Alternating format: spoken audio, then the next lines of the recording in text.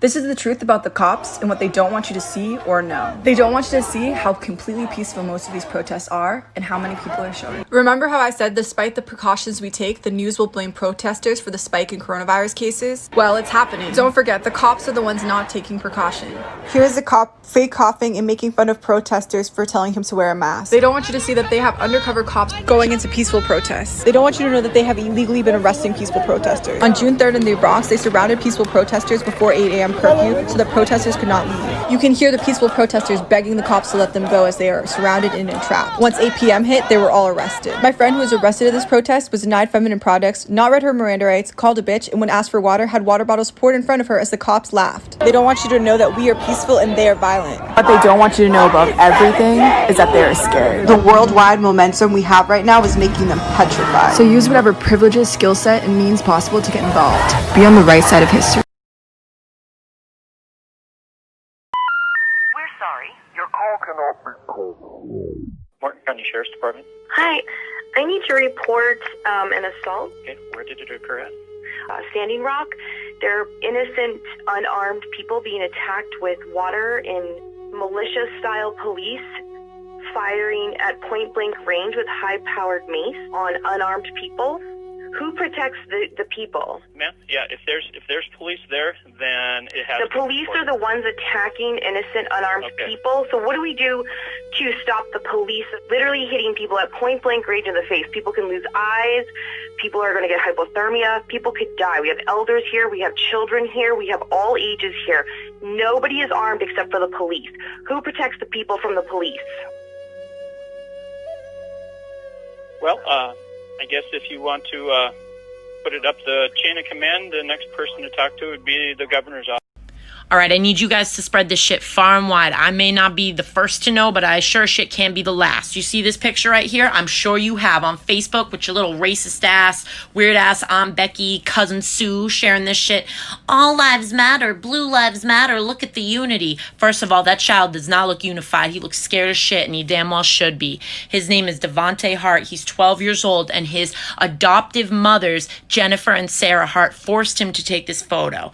They adopted 6 black kids so that they could be considered white saviors in their community. And even though these kids were beaten and neglected and abused and begging for food from neighbors and teachers and for help for their community, DSS would show up and these women refused to give them up. So much so they said, if we can't have them, no one can.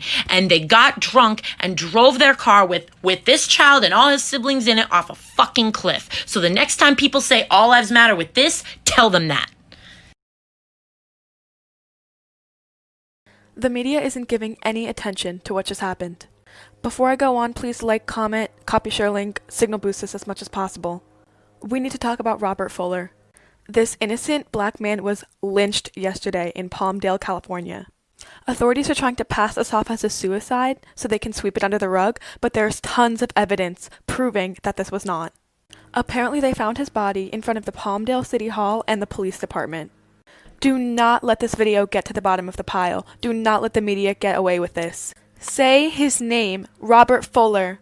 No justice, no peace. Black lives matter.